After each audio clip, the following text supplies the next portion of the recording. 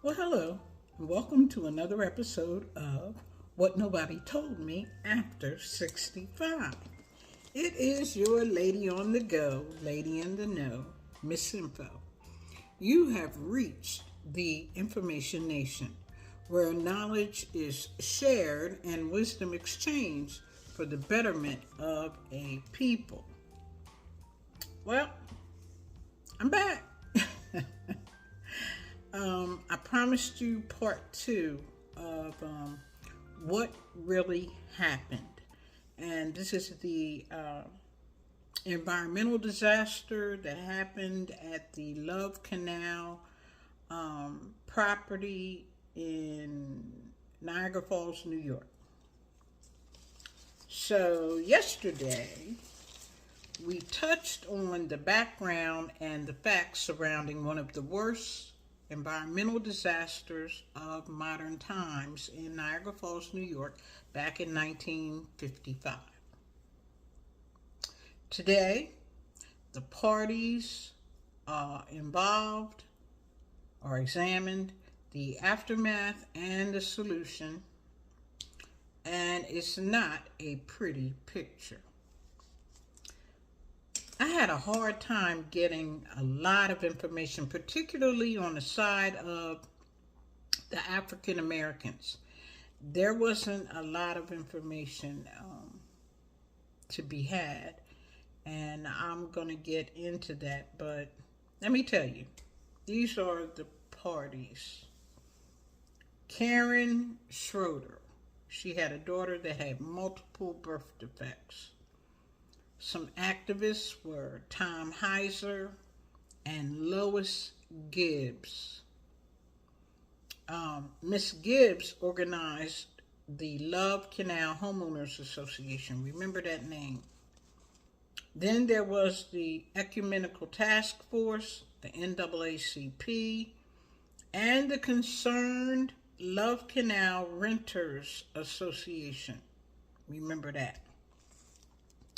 Some of the other stakeholders that I dug up after going through like hundreds and hundreds of statements, there was the LaSalle Renters Association, the 93rd Street Group, and Concerned Area Residents Group.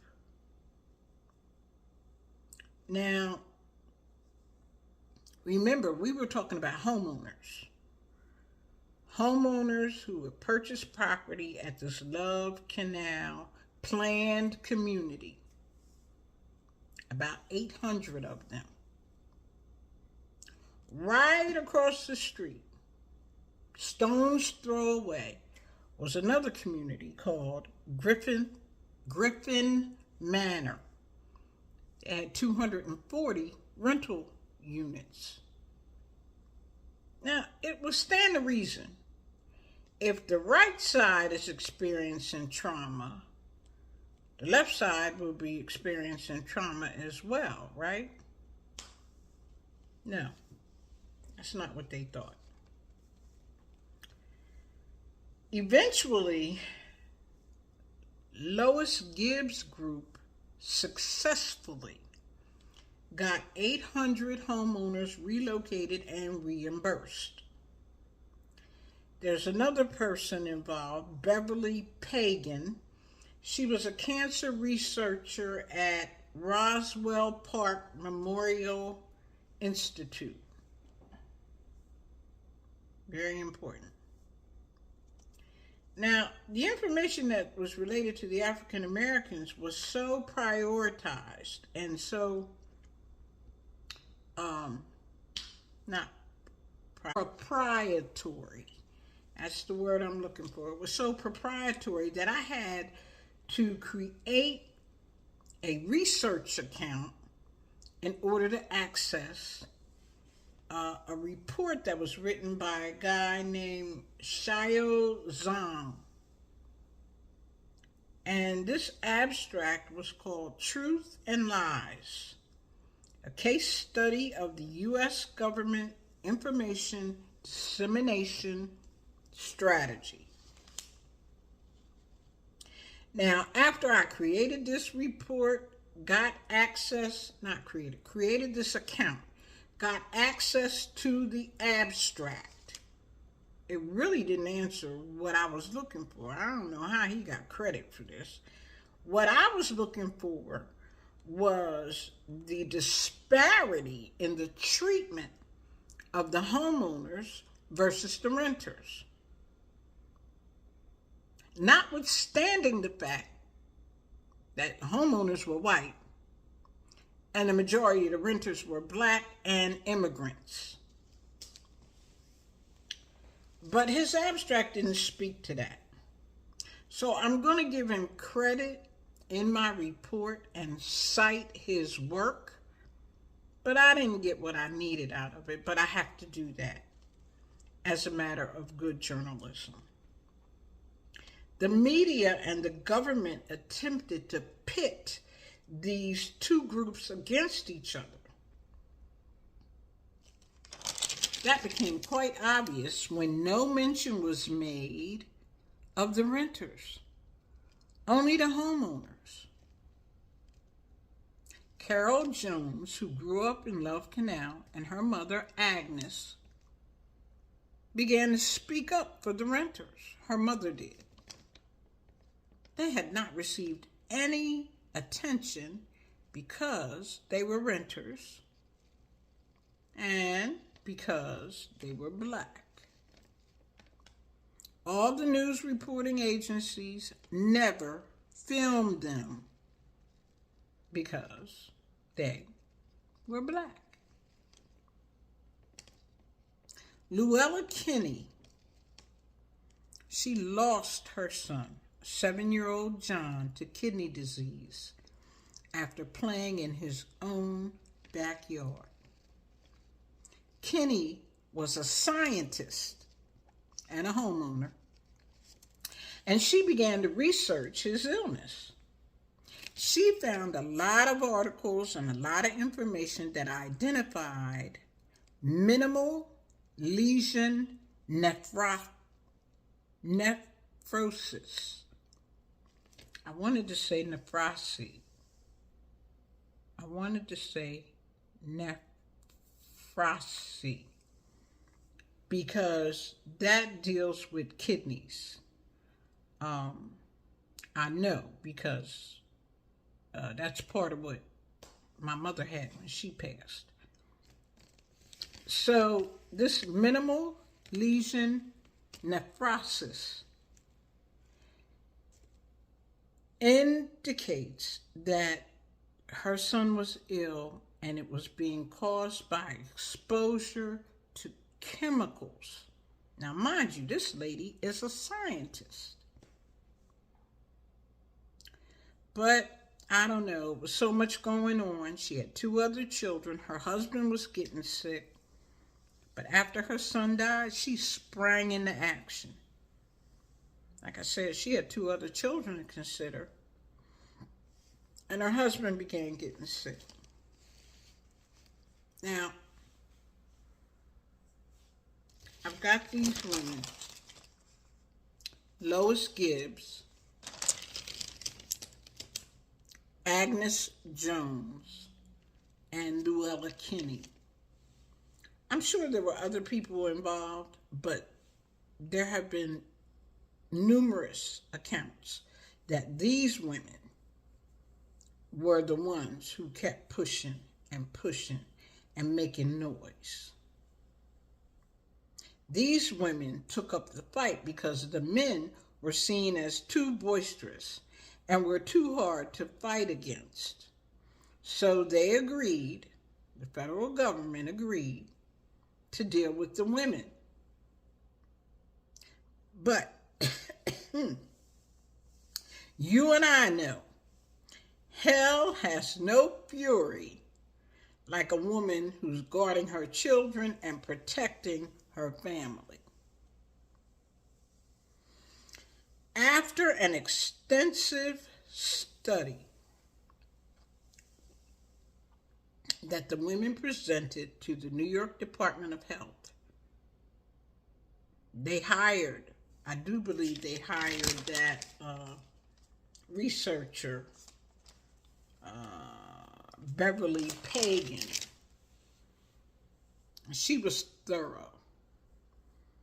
They turned in their results to the New York Department of Health, and they rejected it. Specifically, what they said was, this is merely housewives' data. These women went on to rebound. They hounded them relentlessly. I understand they had their children out picketing. They had babies and baby carriages. The little kids had signs on them. They had picket signs. This was all while the men were at work. These women went on the defensive, and they made some noise. Now they're getting media attention. They're getting national media attention.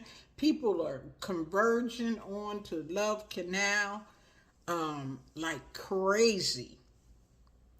Finally, not the New York Department of Health, but the EPA, the Environmental Protection Agency, concluded the data that the women had presented was accurate. In fact, the toxicity levels were indeed abnormally high. 2 years later, that's how long it took them women fighting. 2 years.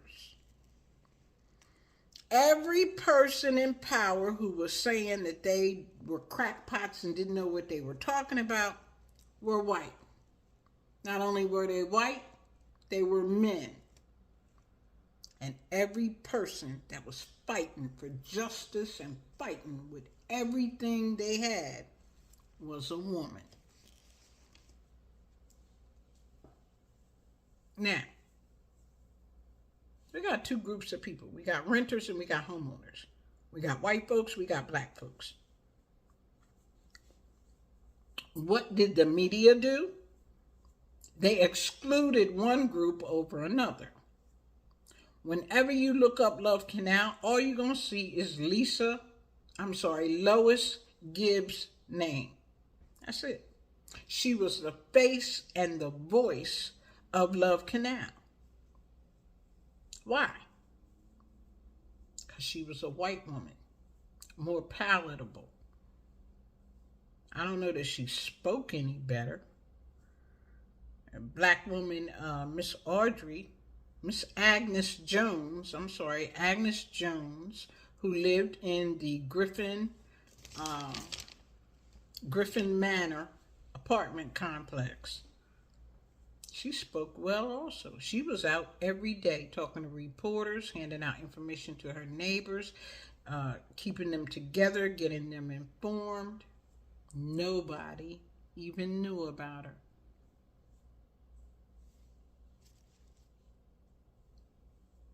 Lois Gibbs said this, and I'm quoting, "I'm being elevated because I'm pretty and I'm white and a homeowner and I have little children." End quote. Really? So what are you trying to say? Pretty, white, and homeowner, whereas Agnes Jones was ugly, black, and a renter? Is that what I should infer from your statement, Miss Gibbs? No. She went on to say, quote, "In Griffin Manor, you have moms with children who are wonderful human beings, but happen to be black and renters, as opposed to homeowners, are treated entirely different, and in some part, sometimes intentionally." End quote. So we have Lisa Gibbs, who is referring to the Griffin Manor folks as human beings. They're human beings just like we are, and they have a right to live, a right to be treated fairly, a right to be compensated the same as we do. Of course, there's hardly any mention of the blacks who lost family members or who experienced health issues for the rest of their lives. 725 people reportedly died. 701 had specific causes of death that they could tie back to this disaster. Every 5 years, the site is reviewed. The next review is scheduled for 2029, right around the corner. Today, the site has been renamed Black Creek Village.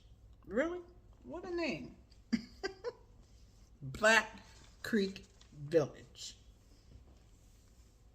239 homes have been sold there. Here we are some 40 plus years later, and what did we learn? Nothing. Since this disaster, there have been plenty more. The Exxon Valdez oil spill, the Flint water crisis, the Libby asbestos contamination, and 3 Mile Island. That's just to name a few. In my video entitled, Are You Prepared?, I mentioned the 3 types of crises. This tragedy had 2 of the 3. A creeping crisis and a slow burn crisis. Go back and review them. Creeping crises and a slow burn crisis. The president at the time was Jimmy Carter. He finally put together money to address the mess. And that's where the Superfund came into play, came into being. We have a thing called a Superfund. Before this disaster, you could only use federal funds if it was a natural disaster, not a man-made disaster. But now we have a Superfund that addresses those issues.